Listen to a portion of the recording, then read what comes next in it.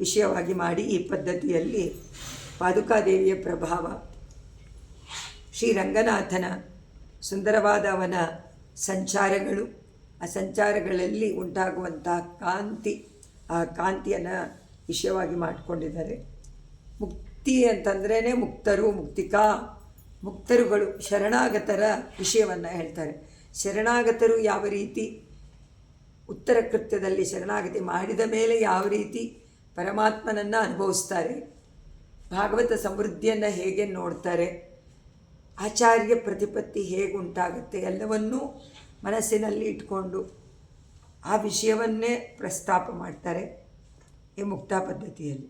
ಅಂದರೆ ಅವರ ಅನುಭವ ನಿತ್ಯಲೋಕದಲ್ಲಿ ಮುಕ್ತಾನುಭವ ಇದ್ದೇ ಇದೆ, ಆದರೆ ಇಲ್ಲಿ ಅದನ್ನೇ ಅನುಭವಿಸುವುದು ತುಂಬ ಮುಖ್ಯ.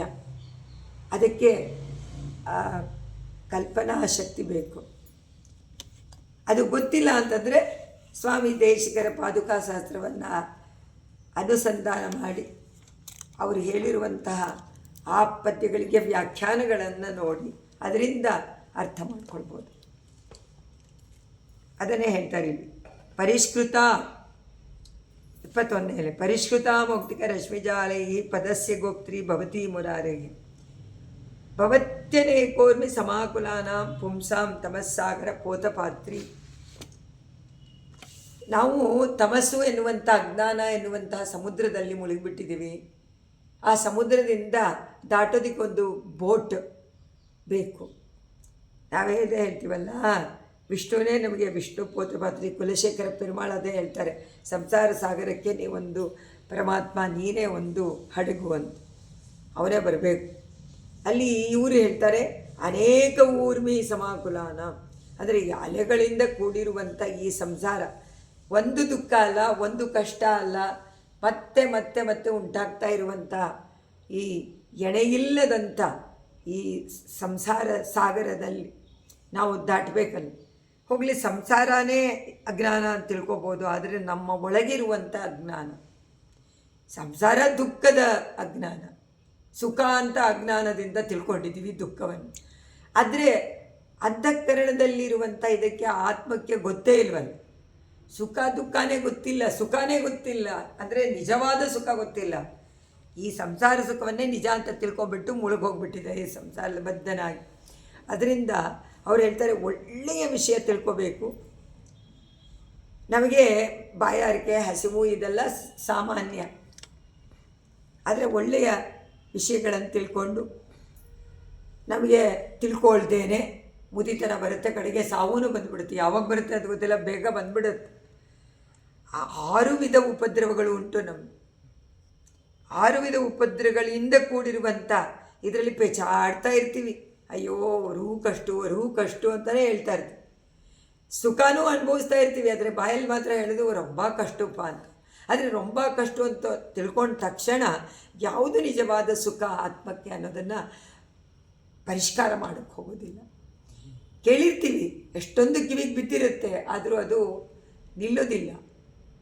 ಮತ್ತೆ ಮತ್ತೆ ಮಾಯೆ ಅದರೊಳಗೆ ಎಳೆಯುತ್ತೆ ಪ್ರಕೃತಿ, ಅದು ಎಳೆದು ಬಿಡಿಸ್ಬಿಡುತ್ತೆ. ಅಲ್ಲೇ ಮತ್ತೇನೆ ಬೀಳ್ತೀವಿ ನಾವು. ಆ ಮೊಸಳೆ ಎಳೀತಾ ಇದ್ದಂಗೆ ನಮ್ಮನ್ನು ಎಳೀತಾ ಇರುತ್ತೆ ಸಂಸಾರ.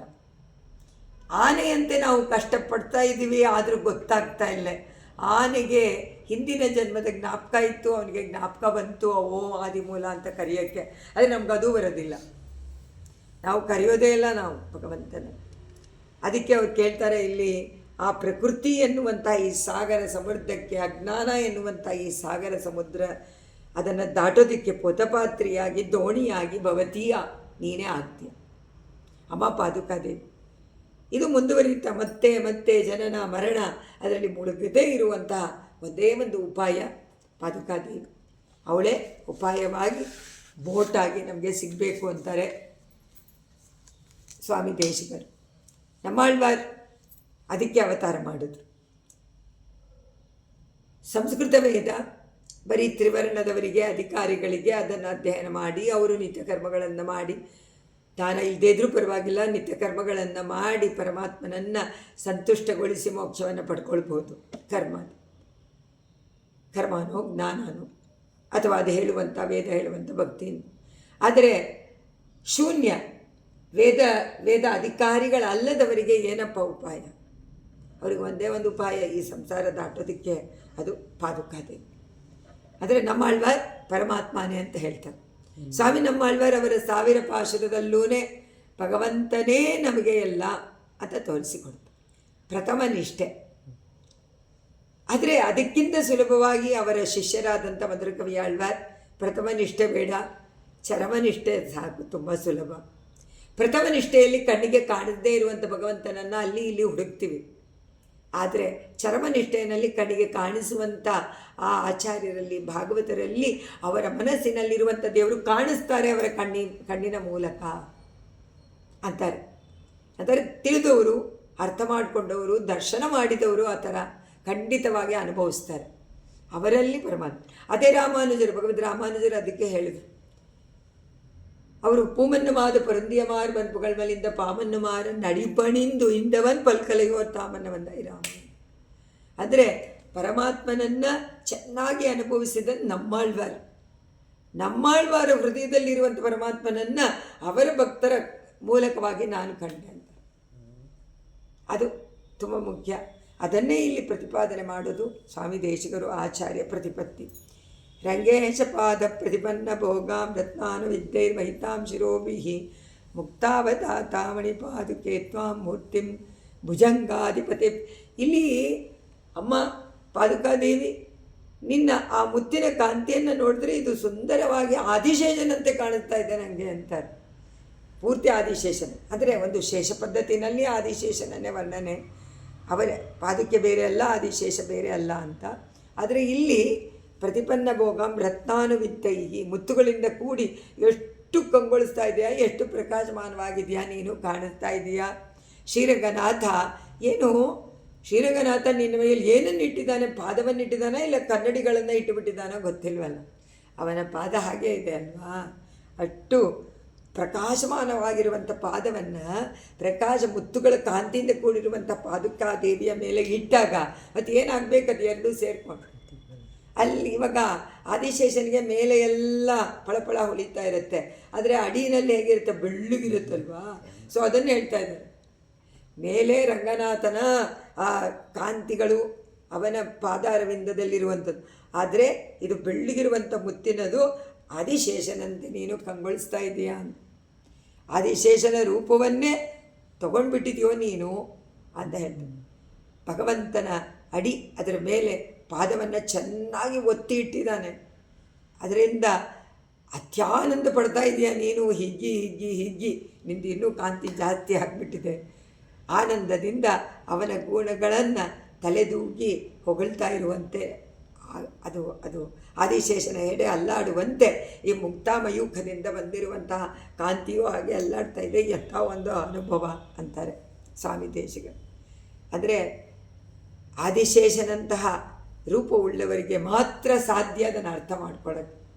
ಆದಿಶೇಷ ಏನು, ಸರ್ವಂ ಕರಿಷ್ಯಾಮಿ ಅಂತ ಪರಮಾತ್ಮನಿಗೆ ಎಲ್ಲ ಕೈಂಕರ್ಯವನ್ನು ತಾನು ಮಾಡಬೇಕು ಅಂತ ಆಸೆಪಟ್ಟು ಆದಿಶೇಷಭೂತ, ಶೇಷಭೂತ, ಶೇಷ ಅಂದರೆ ಏನು ಅಂತ ಅರ್ಥ ಮಾಡ್ಕೊಳ್ಬೇಕಾ, ಸಾಕ್ಷಾತ್ ಅವನನ್ನು ನೋಡಿ ಅರ್ಥ ಮಾಡ್ಕೊಳ್ಳಿ. ನಾವೆಲ್ಲರೂ ಶೇಷಭೂತರು ಅಂತೀವಲ್ಲ ಪರಮಾತ್ಮನಿಗೆ. ಹೇಗಿರಬೇಕಾಗಾದ್ರೆ ಆದಿಶೇಷನಂತಿರಬೇಕು. ಇಲ್ಲದಿದ್ದರೆ ನಿಮಗೆ ಆ ಶೇಷಭೂತರು ನಾವು ಅಂತ ಹೇಳ್ಕೊಂಡೇ ಏನು ಪ್ರಯೋಜನ. ಪರಮಾತ್ಮನಿಗೆ ಸರ್ವವಿಧ ಕೈಂಕರ್ಯವನ್ನು ಮಾಡಿ, ಆದರೆ ನಾವು ಮಾಡೋದಿಲ್ವಲ್ಲ ಅಂದರೆ ನಾವು ಮಾಡ್ತಾ ಇರೋದೆಲ್ಲ ಸರ್ವವಿಧ ಕೈಂಕರ್ಯವೂ ಪರಮಾತ್ಮನಿಗೆ ಅಂತ ಯಾವಾಗ ನಿಮಗೆ ಸಮ್ಯಕ್ ಕಲ್ಪನೆ ಮನಸ್ಸಿನಲ್ಲಿ ಉಂಟಾಗುತ್ತೋ ಅದೇ ಶೇಷಭೂತತ್ವ, ಶೇಷತ್ವ ಪರಾಕಾಶ. ಅದರಿಂದ ಅದನ್ನು ತೋರಿಸ್ಬೇಕಾದ್ರೆ ಭಗವಂತನಿಗೂ ಕೈಂಕರ್ಯ ಮಾಡಬೇಕು, ಭಾಗವತರಿಗೂ ಕೈಂಕರ್ಯ ಮಾಡಬೇಕಂದ್ರೆ ಎಲ್ಲರನ್ನೂ ಭಕ್ತರು ಅಂತ ತಿಳ್ಕೊಂಡು ಯಾರಿಗೇನು ಮಾಡಿದ್ರೂ ಅದು ಭಗವತ್ ಕೈಂಕರ್ಯ, ಭಾಗವತ ಕೈಂಕರ್ಯ ಅಂತ ಮಾಡ್ಕೊಳ್ಳೋದು ಮನಸ್ಸಿನಲ್ಲಿ. ಅದು ತುಂಬ ಮುಖ್ಯ ಭಾವನೆ. ಆ ಭಾವನೆ ಬಂದ ತಕ್ಷಣ ಅದು ನಿಲ್ಲತ್ತೆ, ಸದಾ ಬೇರೆಯವ್ರಿಗೋಸ್ಕರ ಅಲ್ಲ ಅಂತ ಅನ್ಕೋಬೇಕು. ಭಾಗವತ ಪ್ರಸಾದಕ್ಕೋಸ್ಕರ ಮುಕುಂದ ಅದನ್ನೇ ಹೇಳ್ತಾರೆ, ರಂಗೇಶ ಪಾದ ಪ್ರತಿಪನ್ನ ಭೋಗ. ಹೇ ಪಾದುಕೆ, ರಂಗೇಶ ಪಾದ ಪ್ರತಿಪನ್ನ ಭೋಗ. ರಂಗನಾಥನ ಪಾದಾರವಿಂದವನ್ನು ಬಿಡದೆ ಭೋಗ್ಯವನ್ನು ಅನುಭವಿಸ್ತಾ ಇರುವಂತಹ ಆ ಭೋಗ್ಯತೆ ಸುಖ, ಆ ಸುಖವನ್ನು ಅನುಭವಿಸ್ತಾ ಇರುವಂತಹ ರತ್ನಾನುವಿದ್ದೈಹಿ, ನೀನು ರತ್ನಗಳಿಂದ ಶಿರೋಭಿಹಿ, ಸುಂದರ ರತ್ನಗಳಿಂದ ಮುತ್ತುಗಳಿಂದ ಕೂಡಿರುವಂಥ ತಲೆಗಳಿಂದ ಮಹಿತಾ ಕೊಂಡಾಡಲ್ಪಡ್ತೀಯ. ಯಾಕಂದರೆ ನಿನ್ನಲ್ಲಿ ಮಹಾರತ್ನಗಳು ಬೇರೆ ಬೇರೆ ಬಹುರತ್ನಗಳು ಎಲ್ಲವನ್ನು ಒದಗಿಸಿಟ್ಟಿದ್ದಾರೆ ಅಲಂಕಾರಕ್ಕೋಸ್ಕರವಾಗಿ. ಮುಕ್ತಾವಯೂಕೈಹಿ ಅವಧಾತ, ಮುತ್ತುಗಳಂತೆ ಬೆಳ್ಳಗಿಯೂ ಇದೆಯಾ ನೀನು. ಮುತ್ತುಗಳು ಬೆಳ್ಳಗಿರುವಂಥ ಕಿರಣವನ್ನು ಕೊಡುತ್ತೆ ಬೆಳದಿಂಗಳಂತೆ. ಸೊ ಅದೂ ಇದೆ. ಮೇಲ್ಗಡೆ ರತ್ನಗಳ ಕಲರ್ಫುಲ್ಲಾಗೂ ಇದೆಯಾ. ಅದರಿಂದ ತ್ವಾಂ ನಿನ್ನನ್ನು ಭುಜಂಗಾಧಿಪತಿಗೆ, ಭುಜಂಗಾಧಿಪತಿಯ ಮೂರ್ತಿ, ಭುಜಂಗಾಧಿಪತಿ ಆದಿಶೇಷನ ಮೂರ್ತಿಯಂತೆ ಶರೀರವನ್ನಾಗಿ ಪ್ರತಿಮಗ ನಾನು ತಿಳ್ಕೊತೀನಿ. ನೀ ಬೇರೆ ಅಲ್ಲ, ನೀನು ಆದಿಶೇಷನ ಮೂರ್ತಿಯೇ ಅಂತಾರೆ ಸ್ವಾಮಿ ದೇಶ. ಮುಕುಂದ ಪಾದಾವನಿ ಮೌಕ್ತಿಕೈಸ್ತೆ ಜ್ಯೋತ್ಸ್ನಾಮಯಂ ವಿಶ್ವಮಿದಂ ದಿವಾಪಿ ವೈಮಾನಿಕಾನಾಂ ನ ಭಜಂತಿ ಯೇನ ವ್ಯಾಕೋಚ ತಾಮಂಜಲಿ ಪದ್ಮಕೋಶಾಗ. ಇಲ್ಲಿ ಪದ್ಮಕೋಶ ಅಂತಾರೆ. ಪದ್ಮಕೋಶ ಅಂದರೆ ತಾವರೆಯ ಮೊಗ್ಗು. ನ ಭಜಂತಿ ಹೊಂದಿಲ್ಲ. ಅಂಜಲಿ, ಅಂಜಲಿ ಏನು ಹೀಗೆ ಹೆಂಗೆ ಕಾಣಿಸುತ್ತೆ, ಇದು ಒಂದು ತಾವರೆ ಮೊಗ್ಗಿನಂತೆ ಅದರ ಮುಕುಂದ ಪಾದಾವನಿ, ಮುಕುಂದ ಮೋಕ್ಷವನ್ನು ಕೊಡುವಂತಹ ಕೃಷ್ಣ, ಆ ಕೃಷ್ಣನೇ ರಂಗನಾಥನಾಗಿ ವೆಣ್ಣೆ ವಾಸನೆ ಇರುವಂಥ ಬಾಯಿ ಉಳ್ಳಂತಹ ರಂಗನಾಥನೇ ಶ್ರೀಕೃಷ್ಣ ಪರಮಾತ್ಮ. ಕೃಷ್ಣ ಬೇರೆ ಅಲ್ಲ, ರಂಗನಾಥ ಬೇರೆ ಅಲ್ಲ. ಅದರಿಂದ ಇನ್ನೂ ಬೆಣ್ಣೆ ವಾಸನೆ ಬರುತ್ತೆ ಅವನ ಗರ್ಭಗುಡಿಗೆ ಒಳಗೆ ಎಂಟ್ರಾದ ತಕ್ಷಣ ಅಂತಾರಲ್ಲ ಹಾಗೆ. ಅಂತಹ ರಂಗನಾಥನ ಕೃಷ್ಣನ ಪಾದಗಳನ್ನು ಕಾಪಾಡುವಂತಹ ಪಾದಾವನಿ ಪಾದುಕಾದೇವಿಗೆ ನಿನ್ನ ಮೌಕ್ತಿಕೈಹಿ ಇದಂ ವಿಶ್ವಂ. ಮೌಕ್ತಿಕೈ ಅಂದರೆ ನಿನ್ನಲ್ಲಿರುವಂಥ ಮುತ್ತುಗಳು. ಆ ಮುತ್ತುಗಳಿಂದ ಇದಂ ವಿಶ್ವಂ, ಈ ಲೋಕದಲ್ಲೇ ದಿವಾಪಿ ಜ್ಯೋತ್ಸ್ನಾಮಯಂ, ಹಗಲಿನಲ್ಲೂ ಬೆಳದಿಂಗಳು ಬರ್ತಾ ಇದೆಯಲ್ಲ, ಏನು ಆಶ್ಚರ್ಯ. ಹಗಲಿನಲ್ಲಿ ಬೆಳದಿಂಗಳು ಕಾಣಿಸುತ್ತ, ಪೂರ್ತಿ ಪೂರ್ಣ ಚಂದ್ರ ಇದ್ರೂ ಸೂರ್ಯ ಇದ್ರೂ ಏನು ಅದೇ ಹೇಳ್ತಾರೆ. ಬೆಳದಿಂಗಳಿಂದ ತುಂಬಿಬಿಟ್ಟಿದೆಯಂತ. ಜ್ಯೋತ್ಸ್ನಾಮಯಿ, ಜ್ಯೋತ್ಸ್ನಾ ಅಂದರೆ ಜ್ಯೋತಿ, ಸೂರ್ಯನ ಜ್ಯೋತಿ ಕೂಡಿರುವಂಥ ಈ ಭೂಮಿಯ ಮೇಲೆ ದಿವಸದಲ್ಲಿ ಹಗಲಿನಲ್ಲಿ ಏನಿದೆ ಮುತ್ತುಗಳಿಂದ ಉಂಟಾಗಿರುವಂತಹ ಕಾಂತಿ ತುಂಬಿದೆ. ಇದು ಯಾವ ಕಾರಣದಿಂದ ಅಂತ ಕೇಳಿಕೊಂಡು ಸ್ವಾಮಿ ದೇಶಕರು ಹೇಳ್ತಾರೆ, ವೈಮಾನಿಕಾನಾಂ ಅಂಜಲಿ ಪದ್ಮಕೋಶ, ವಿಮಾನದಲ್ಲಿ ಬರುವಂತಹ ದೇವತೆಗಳು ಅಂತ. ಆದರೆ ಈಗ ನಾವು ನೋಡುವ ವಿಮಾನದಲ್ಲಿ ಬರುವ ದೇವತೆಗಳಲ್ಲ. ದೇವತೆಗಳಂತ ಇಟ್ಕೊಳ್ಳಿ, ಯಾಕಿದರೆ ಬರೀ ರಿಚ್ ಪೀಪಲ್ ತಾನೇ ಅದರಲ್ಲಿ ಬರೋಕ್ಕಾಗುತ್ತೆ.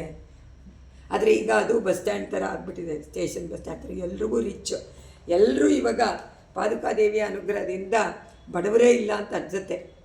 ನಾವು ಸಾಮಾನ್ಯವಾಗಿ ಅಲ್ಲಿ ಇಲ್ಲಿ ಹೊರಗಡೆ ಹೋಗದೇ ಇದ್ದರೆ ನೋಡೋದೇ ಇಲ್ಲ ಅಲ್ವಾ. ಎಲ್ಲರಿಗೂ ದುಡ್ಡಿದೆ ಅಂತ ಅನ್ಕೋತೀವಿ. ಎಲ್ಲರೂ ಓಡಾಡ್ತಾ ಇದ್ದಾರೆ, ಅಷ್ಟು ಸಂಚಾರ ಮಾಡ್ತಾ ಇದ್ದಾರಲ್ಲ, ಎಲ್ಲರೂ ದೇವತೆಗಳೇನೋ ಭೂಸುರರು ಅಂತ.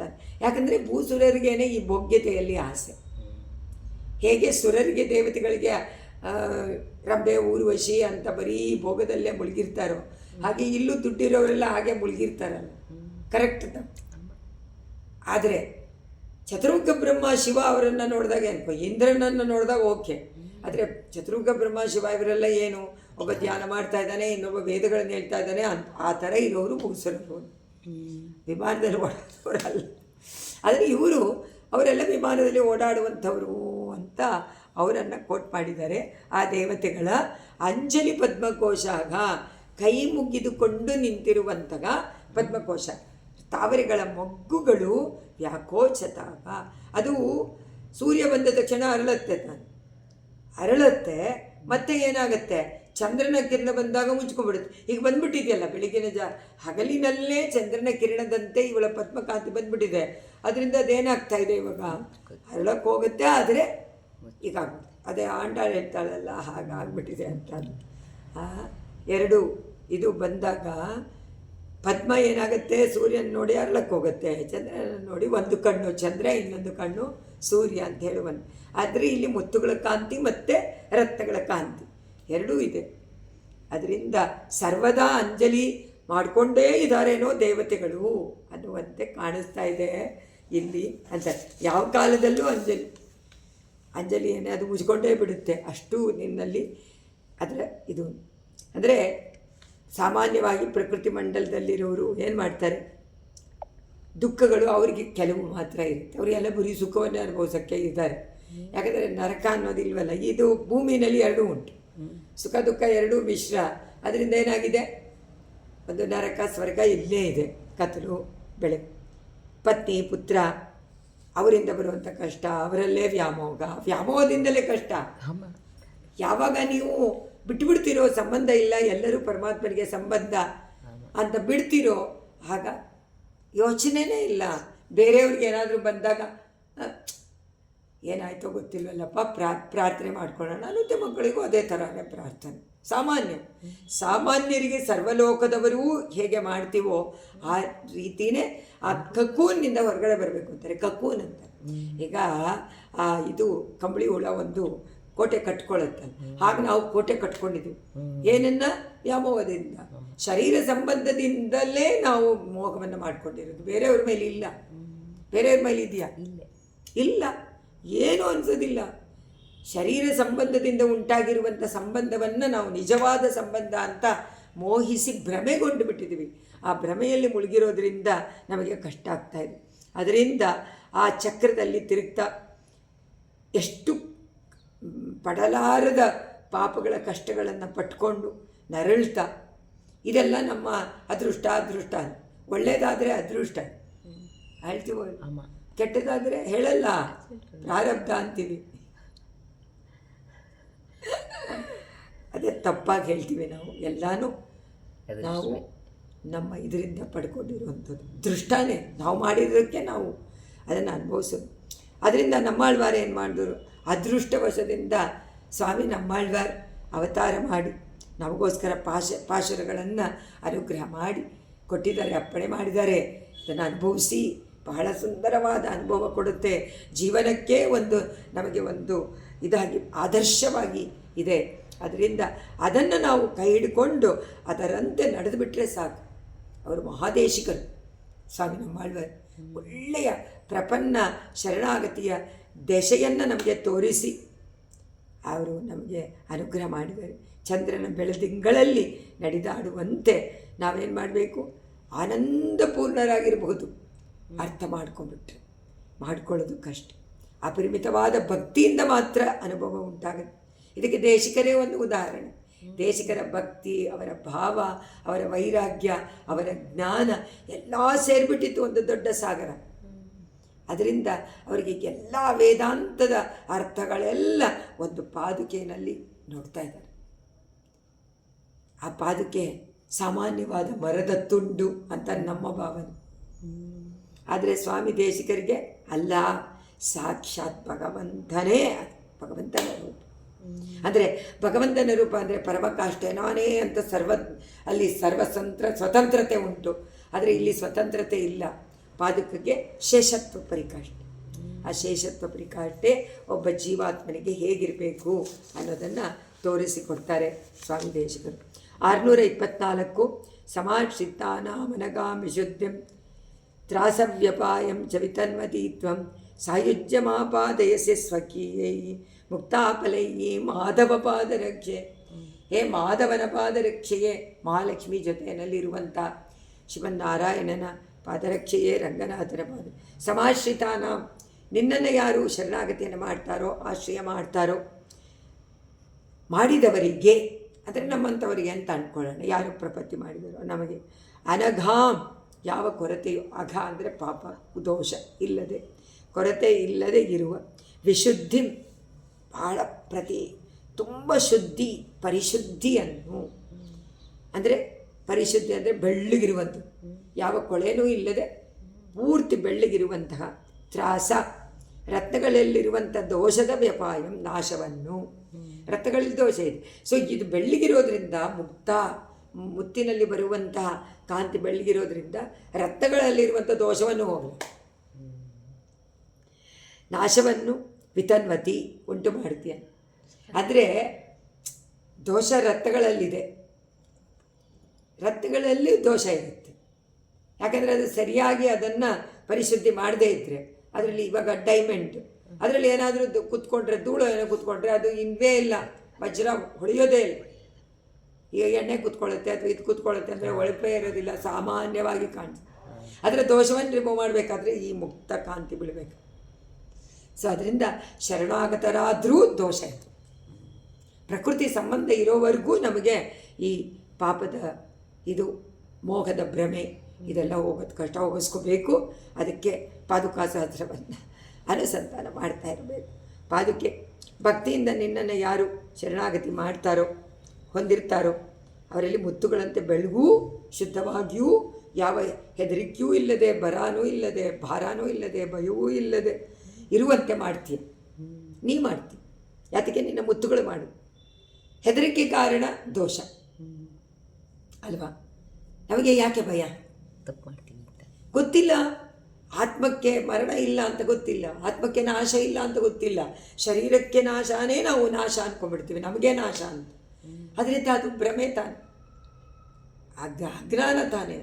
ಅಜ್ಞಾನವೇ ದೋಷ, ಅದೇ ದೋಷ, ಅದೇ ತಾಮಸ, ಅದೇ ಕತ್ತಲೆ. ಅದಿಲ್ಲದೆ ನಿರ್ಭಯರಾಗಿರುವಂತೆ ಮಾಡಿಬಿಡ್ತೀಯ ನೀನು, ಅವು ಗೊತ್ತು ಮಾಡಿಸ್ಬಿಡ್ತೀಯ ನೀನು.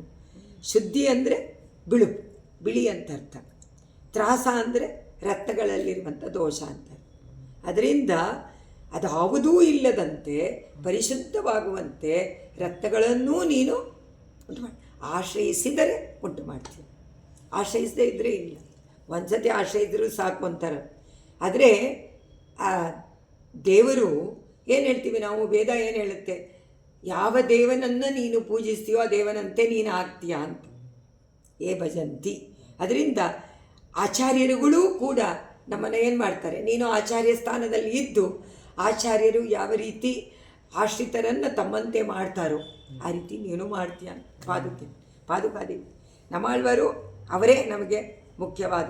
ಅವರು ತಾನೆ ಪಾದುಕೆ ಆದ್ರೂ ನಾವು ಒಂದು ಅಚೇತನ ವಸ್ತು ಅಂತ ತಿಳ್ಕೊಬಹುದು, ನಮಗೆ ಮನಸ್ಸಿಗೆ ಬರದೇ ಇರ್ಬೋದು. ಆದರೆ ಆಳ್ವಾರನ್ನು ತಿಳ್ಕೊಳ್ಳೋಕ್ಕಾಗಲ್ವಲ್ಲ. ಅವರು ಅವತಾರ ಮಾಡಿ ಮನುಷ್ಯನಾಗಿ, ಮನುಷ್ಯ ದೇಹದಲ್ಲಿ ಅವತಾರ ಮಾಡಿ ನಮಗೋಸ್ಕರವಾಗಿ ಎಲ್ಲ ಪ್ರಪಂಚದಲ್ಲಿರುವಂಥ ಕಷ್ಟಗಳನ್ನೆಲ್ಲ ಒಟ್ಟುಗೂಡಿಸಿ ಹೇಳ್ಬಿಟ್ಟಿದ್ದಾರೆ. ಅವರೇನೂ ಅನುಭವಿಸಲೇ ಇಲ್ಲ. ಅವರು ಪ್ರಪಂಚ ಅಂದರೆ ಅವರ ಶರೀರ, ಶರೀರದಲ್ಲಿರುವಂಥನೇ ಆ ಇಂದ್ರಿಯಗಳೇ ನಮಗೆ ಉಪಾಧಿ. ಅದರಿಂದ ಅದನ್ನು ಏನು ಅನ್ನೋದನ್ನು ವಿಶದವಾಗಿ ತಿಳಿಸಿಕೊಟ್ಟಿದ್ದಾರೆ ನಮ್ಮ ಆಳ್ವಾರು. ಉಣ್ಣಿಲಾವಿಯ ಐವರಾಲ್ ಕುಮೈತೀತಿ ಉನ್ನೆ ಉನ್ ಪಾದಭಂಗಯಂ ನಣ್ಣಿಲಾವಗಯೇ ಎಣ್ಣು ಇನ್ರಾಲ್. ಅದೇ ಮುಖ್ಯ 10 ಪಾಶರು. ಉಣ್ಣಿಲಾವಿಯ ಐವರಾಲ್, 5 ಜನ ಈ ಇಂದ್ರಿಯಗಳು ಯಾವ ರೀತಿ ಕಷ್ಟ ಕೊಡ್ತಾ ಇದೆ ಅನ್ನೋದನ್ನು ಅಷ್ಟು ಚೆನ್ನಾಗಿ ವರ್ಣನೆ ಮಾಡಿ. ನಿಜವಾಗ್ಲೂ ಅಂದರೆ ಗೊತ್ತಾದಾಗ ಯಾವುದು ಸುಖ ಯಾವುದು ದುಃಖ ಅಂತ ಅರ್ಥವಾದಾಗ ನಮ್ಮ ಶರೀರವೇ, ನಮ್ಮ ಇಂದ್ರಿಯಗಳೇ ನಮಗೆ ಶತ್ರು ಅನ್ನೋದು ಗೊತ್ತಾಗತ್ತೆ. ಇಲ್ಲ ಅಂದರೆ ಗೊತ್ತಾಗಲ್ಲ. ಅದೇ ನಮಗೆ ಮಿತ್ರ. ಆತ್ಮ ಏವ, ಆತ್ಮಕ್ಕೆ ಆತ್ಮನೇ ಬಂಧು, ಆತ್ಮಕ್ಕೆ ಪರಮಾತ್ಮನೇ ಬಂಧು. ಆದರೆ ಆತ್ಮ ನಾವೇನು ತಿಳ್ಕೊಂಡಿದ್ದೀವಿ? ಶರೀರ ಆತ್ಮಕ್ಕೆ ಬಂಧು ಅಂತ ಅನ್ಕೊಂಡ್ಬಿಟ್ಟಿದ್ದೀವಿ. ಆತ್ಮ ಇವತ್ಯಾತ್ಮನೋ ಬಂಧುವು ಆತ್ಮ ಇವ ರಿಪುರಾತ್ಮನಾಗ. ಅದೇ ರಿಪು ನಮಗೆ ಅನ್ನೋದನ್ನು ನಾವು ಅರ್ಥ ಮಾಡ್ಕೊಳ್ಬೇಕು. ಕೃಷ್ಣ ಅದಕ್ಕೆ ಭಗವದ್ಗೀತೆನಲ್ಲ ಅದನ್ನೇ ಅಂದರೆ ಅಭ್ಯಾಸ ಮಾಡಿ ಅದರಲ್ಲಿರುವ ಸಾರವನ್ನು ಅನುಭವಿಸಿದರೆ ಅರ್ಥ ಆಗತ್ತೆ. ನಿಜವಾದ ಅರ್ಥ, ಆ ಒಳ ಅರ್ಥವಾದಾಗ ನಮಗೆ ಖಂಡಿತವಾಗಿ ಅದರ ವಿಶೇಷವಾದ ಜ್ಞಾನ ಉಂಟಾಗುತ್ತೆ. 625 ಅವೈ ವಿಪಾದಾವನಿ ಮೌಕ್ತಿಕಾನ ಕೀರ್ಣಾಮುದಗ್ರೈ ಕಿರಣಪ್ರರೋಗೈ ಯಾತ್ರೋತ್ಸವಾರ್ಥಂ ಗೀತಾ ಮುರಾರೇಹೆ ಅಭಂಗುರಾಮಂಕುರ ಪಾಲಿಕಾಂ ತ್ವಾಂ. ಇದರಲ್ಲಿ ಹೇಳ್ತಾರೆ, ಪಾದಾವನಿ ರಂಗನಾಥನ ಪಾದವನ್ನು ಸಂರಕ್ಷಣೆ ಮಾಡುವಂಥ ಪಾದುಕಾದೇವಿಗೆ ಮೌಕ್ತಿಕಾನಾಮುದಗ್ರೈ ಮುತ್ತುಗಳು, ನಿನ್ನಲ್ಲಿ ಹುದುಗಿ ಇಟ್ಟು ಅಲಂಕಾರ ಮಾಡಿರುವಂಥ ಮುತ್ತುಗಳ ಕಾಂತಿ ಅಷ್ಟು ನೀಳವಾಗಿ ಹರಡಿಕೊಂಡಿದೆ. ಅದರ ಕಾಂತಿ ಫಳಫಳ ಅಂತ. ಕಿರಣ ಪ್ರರೋಹೈ, ಕಾಂತಿಗಳು ಹೇಗಿದೆ?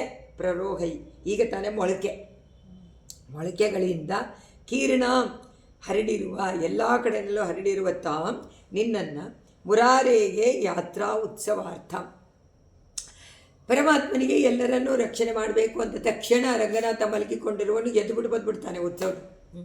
ಪ್ರತಿನಿತ್ಯ ಉತ್ಸವ. ಅವನಿಗೆ ತುಂಬ ಆಸೆ ಉತ್ಸವದಲ್ಲಿ ಬರಬೇಕು ಅಂತ. ಉತ್ಸವಾರ್ಥ ಮುರಾರಿಯಾದ ಪರಮಾತ್ಮ ಲೋಕ ಕಲ್ಯಾಣಕ್ಕೋಸ್ಕರವಾಗಿ ಉತ್ಸವದಲ್ಲಿ ಬರ್ತಾನೆ. ಆದರೆ ಉತ್ಸವದಲ್ಲಿ ಸುಮ್ಮನೆ ಬರೋಕ್ಕಾಗಲ್ಲ, ನಿನ್ನನ್ನು ಧಾರಣೆ ಮಾಡಿಕೊಂಡೇ ಬರಬೇಕು. ಅದರಿಂದ ಮಾಡಿಕೊಂಡು ಹೇಗೆ ಬರ್ತಾನೆ? ವಿಹಿತಾಂ ಅಭಂಗುರ, ರಚಿಸಲ್ಪಟ್ಟಂಥ ಅಭಂಗುರ ಅಂದರೆ ಕೊರೆಯಿಲ್ಲದಂತೆ. ಭಂಗುರ ಅಭಂಗುರ ಸ್ಥಿರವಾದ. ಭಂಗುರ ಅಂದರೆ ಅಲ್ಲಾಡೋದು, ಅಭಂಗುರ ಅಂದರೆ ಅಲ್ಲಾಡದೆ ಸ್ಥಿರವಾಗಿರುವಂಥ ಸ್ಥಿರವಾದ. ಅಂಕುರ ಪಾಲಿಕ ಮೊಳಕೆಯಿಂದಿರುವ ಪಾಲಿಕೆ ಪಾತ್ರೆಯನ್ನಾಗಿ ನಾನು. ಮುತ್ತುಗಳ ಕಾಂತಿ ಮೊಳಕೆ, ಕೆಳಗಡೆ ಇರೋದು ಪಾತ್ರೆ. ಈಗ ಉತ್ಸವದಲ್ಲಿ ಮೊದಲನೇದಾಗಿ ಅಂಕುರಾರ್ಪಣ ಆರಂಭ. ಅಂಕುರಾರ್ಪಣ ಅಂದರೆ ನವಧಾನ್ಯಗಳನ್ನು ಪಾಲಿಕೆಯನ್ನೆಲ್ಲ ಹಾಕಿ ಅದನ್ನು ಮಾಡೋದು. ಅದೇ ತಾನೇ ಎಲ್ಲ ಯಾಗಗಳಿಗೂ, ಎಲ್ಲ ಉತ್ಸವಗಳಿಗೂ, ಎಲ್ಲ ವೇದ ಕರ್ಮಗಳಿಗೂ ಅದು ಮೊದಲನೇ ಕಾರ್ಯಕ್ರಮ. ವಿಶ್ವಕ್ಸೇನ ಆರಾಧನೆ, ಆಮೇಲೆ ಪಾಲಿಕಾ ಆರಾಧನೆ ಮಾಡ್ತಾರೆ. ಅದರಂತೆ ಅಂದ್ಕೊಂಡ್ಬಿಟ್ಟಿದ್ದೀನಿ ನಾನು. ಉತ್ಸವಾರ್ಥ ಪರಮಾತ್ಮನ ಬ್ರಹ್ಮೋತ್ಸವಕ್ಕೆ ಅಂಕುರಾರ್ಪಣೆ ಮಾಡೇ ಬಿಟ್ಟಿದೆಯೇನೋ ನೀನು, ಮಾಡಿ ಮೊಳಕೆ ಬಂದುಬಿಟ್ಟಿದೆ ಅಂತಾರೆ. ಅದು ಅವರು ಉತ್ಸವದಲ್ಲಿ ಹಾಕಿದ ತಕ್ಷಣ ಮೊಳಕೆ ಬಂದು ಅದು ಅಭಿವೃದ್ಧಿ ಆಗುತ್ತೆ. ಸೊ ಉತ್ಸವದಲ್ಲಿ ನೀವು ಪಾಲ್ಗೊಂಡ್ರೆ, ಸೇವೆಯನ್ನು ಮಾಡಿದರೆ ನೀವು ಅಭಿವೃದ್ಧಿ ಆಗ್ತೀರಾ ಅನ್ನುವಂಥ ಅರ್ಥ. ಅದರಿಂದ ಮದುವೆ ಮುಂತಾದ ವೇದ ಕಾರ್ಯಗಳಲ್ಲಿ ಪಾಲಿಕಾ ಪೂಜೆ ಅನ್ನುವುದು ಖಂಡಿತ ಉಂಟು. ಅದಕ್ಕಾಗಿ ನವಧಾನ್ಯಗಳನ್ನು ನೀರಿನಲ್ಲಿ ಪಾಲಿಕೆ ಒಂದು ಬಟ್ಲಲ್ಲಿ ಹಾಕಿ, ನೀರಲ್ಲಿ ಮಣ್ಣು ಹಾಕಿ, ನೀರು ಹಾಕಿ ಅದನ್ನು ಮಾಡ್ತಾರೆ.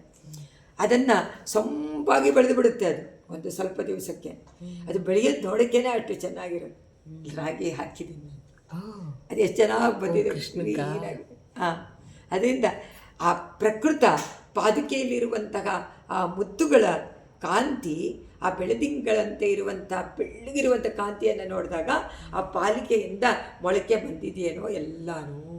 ಸೊ ಎಲ್ಲ ಸಸ್ಯ ಮಾಲಿನೀಯಂ, ಎಲ್ಲ ಶರಣಾಗತರೆಲ್ಲ ಪರಮಾತ್ಮನ ಅನುಗ್ರಹದಿಂದ, ಪಾದುಕೆಯ ಅನುಗ್ರಹದಿಂದ, ಅವಳ ಒಂದು ಇದರಿಂದ ಏನಾಗಿದೆ, ಕಟಾಕ್ಷದಿಂದ ಎಲ್ಲ ಅಭಿವೃದ್ಧಿ ಆಗ್ತಾಯಿದೆ. ಶರಣಾಗತ ಸಸ್ಯರಲ್ಲಿ ಯಾವ ಮಲವೂ ಇಲ್ಲದಂತೆ ಎಲ್ಲವನ್ನು ಆ ಕೃಷಿ ಹೊಲ ನೋಡಿಕೊಂಡು ಅದನ್ನೆಲ್ಲ ತೆಗಿತಾನೆ. ಅದನ್ನೆಲ್ಲ ತೆಗೆದು ಶರಣಾಗತರಿಗೆ ಸ್ಪೆಷಲ್ ಅಟೆನ್ಷನ್. ಆ ಸಸ್ಯವನ್ನು ಚೆನ್ನಾಗಿ ಬೆಳೆಸ್ತಾನಂತ, ಅವನೇ ಬೆಳೆಸೋದು. ಅವರನ್ನು ಕೂಡಿಸಿ, ಕೂಟಸ್ಥರಾದಂಥ ನಮ್ಮಾಳ್ವಾರು ಕೂಡಿಸ್ತಾರೆ. ನಮ್ಮಾಳ್ವಾರು ಹೇಗೆ ಕೂಡಿಸ್ತಾರೆ? ನೀವು ದಿವ್ಯ ಪ್ರಬಂಧ ಕಲ್ತ್ಕೊಂಡ ಮೇಲೆ ಶರಣಾಗತಿ ಮಾಡ್ತೀರಾ, ಇಲ್ಲ ಮೊದಲೇ ಮಾಡ್ತೀರಾ? ಪಲ್ಲಾಂಡು ಹೇಳಿದರೆ ಸಾಕು ಶರಣಾಗತಿ ಮಾಡ್ತೀರಾ ಅಂದ್ಬಿಟ್ಟು ಪಲ್ಲಾಂಡುಗೆ ನಾಥಮುನಿಗಳಿಗೆ ಉಪದೇಶ ಮಾಡಿದವರೇ ನಮ್ಮಾಳ್ವಾರು.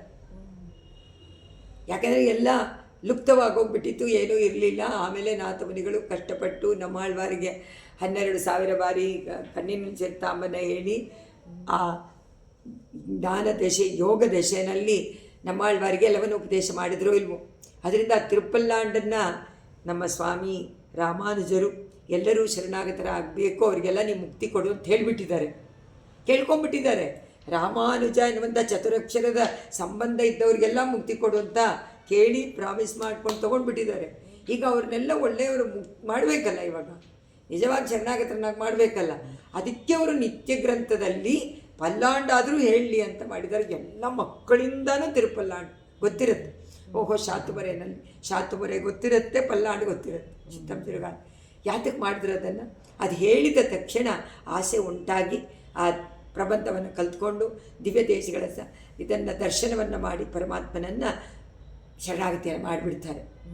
ಸಮಾಶ್ರಯಣ ಮಾಡ್ತಾರೆ, ಶರಣಾಗತಿ ಮಾಡ್ತಾರೆ. ಹೇಗೆ ಮಾಡ್ತಾರೆ ನೋಡಿ, ಅದು ಕಟಾಕ್ಷ. ಇದಕ್ಕೆ ಒಂದು ಸುಕೃತ ಬೇಕಲ್ಲ, ಸುಕೃತವೇ ತಿರುಪಲ್ಲಾಂಡ ಹೇಳೋದು. ಕಾದಲ್ಲಿ ಕೇಳಿದ್ರೂ ಸಾಕು, ಹೇಳಿದರೂ ಸಾಕು, ಅವರನ್ನು ಆ ದಾರಿಗೆ ಎಳ್ಕೊಂಡು ಬಂದು ನಿಲ್ಲಿಸಿ ಪ್ರಪನ್ನ ಜನ ಕೂಟಸ್ಥರನ್ನಾಗಿ ಮಾಡಿಬಿಡ್ತಾರೆ. ಆ ಕೂಟಕ್ಕೆ ಸೇರಿಸ್ಬಿಡ್ತಾರೆ. ಕೂಟಕ್ಕೆ ಸೇರಿಸಿದ ಮೇಲೆ ನಿರ್ಭರೋಸ್ಮಿ ಅಂತ ಹೇಳ್ಬೋದು. ಜಯತಿ ಯತಿರಾಜ ಸೂಕ್ತಿ ಜಯತಿ ಮುಕುಂದಸ್ಯ ಪಾದುಕಾಯುಗಳಿ ತದ್ಭಯದನಾ ತ್ರಿವೇದೀಮವಂದ್ಯಂತೋ ಜಯಂತಿ ಭುವಿ ಸಂತಗ ಕವಿತಾರ್ಕಿಕ ಸಿಂಹಾಯ ಕಲ್ಯಾಣ ಗುಣಶಾಲಿನೇ ಶಿವತೆ ವೆಂಕಟೇಶಾಯ ವೇದಾಂತ ಗುರವೇ ನಮಃ. ಸರ್ವಂ ಶ್ರೀಕೃಷ್ಣಾರ್ಪಣಮಸ್ತು.